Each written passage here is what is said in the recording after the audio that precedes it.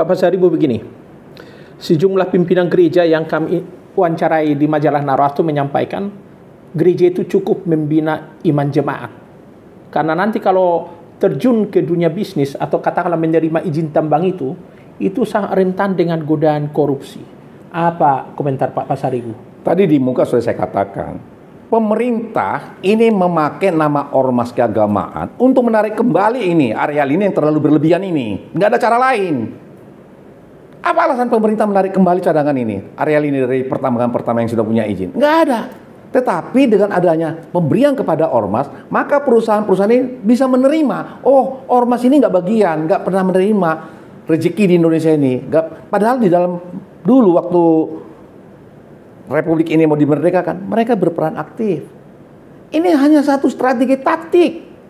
Tetapi memang harus diwujudkan diberikan kepada ormas. Nah, silakan ormas keagamaan itu yang membentuk badan hukummu, memberikan perusahaan, carilah perusahaan yang betul-betul bikin perjanjian. Kamu tidak boleh melanggar ini. Bukan jadi pendeta yang mengurus tambang, tidak. Inilah akibat HKBP tidak masuk menjadi ormas. Seandainya HKBP menjadi ormas, tentu dia akan ada di situ Dewan Pembina. Dewan Pembina itu dari mana?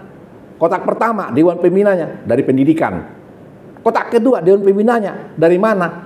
Kesehatan. Di dalam pendidikan dan kesehatan ada orang bisnis. Gitu ya. Dia akan menghitung rugi labanya, empat-empatnya. Lalu kotak ketiga bidang kerohanian, silakan para pendeta di situ. Makanya kalau kita lihat agama-agama lain, ormas agama lain, itu di Dewan Pembinanya, itu profesor pendidikan, profesor. Nah, dalam profesor pendidikan itu ada ahli ekonomi, ada ahli bisnis. Di bidang kesehatan mungkin itu, profesor kesehatan, profesor. HKBP mana? HKBP tidak pernah memanggil jemaat yang profesor menjadi duduk untuk melindungi ormasnya, tidak pernah. Karena kita hanya ormas keagamaan yang terdaftar di Departemen Agama. Itu pun berdasarkan ordonansi dari Belanda tahun 1961. Ya, Pak Pasaribu begini. Mungkin ada jemaat HKBP juga barangkali pengusaha tambang yang sudah pernah Bapak ajak berkomunikasi. Bagaimana responnya soal ini? Saya berkomunikasi dengan Ido. Ido Huta Barat ini adalah CEO di PT Arutmin sekarang ini, grup dari Bumi Resources. Dia sangat akrab, dia lama bekerja di Kaltim Primako. Saya telepon, Pak Ido, gimana ini komentarmu dengan penolakan gereja HKBP, ormas HKBP terhadap pemberian izin pertambangan batu bara ke ormas agama? Apa dia katakan sama saya?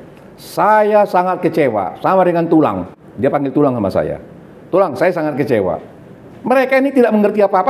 Pemerintah tidak rugi kalau kalian tidak mau. Tetapi jemaat Kristen di Indonesia akan dirugikan selama-lamanya.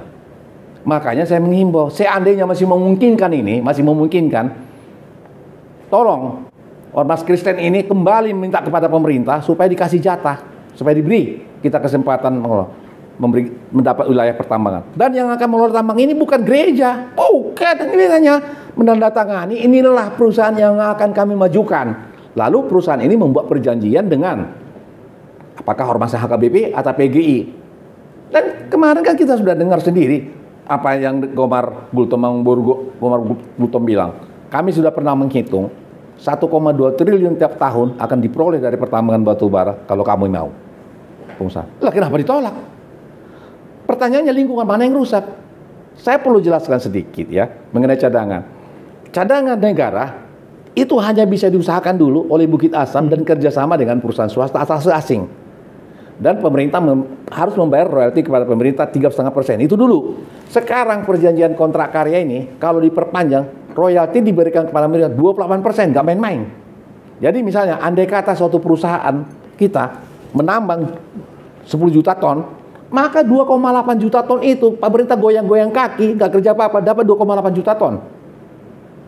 Sama dengan minyak bumi, production sharing, itu juga cadangan negara. Pemerintah dapat 80%.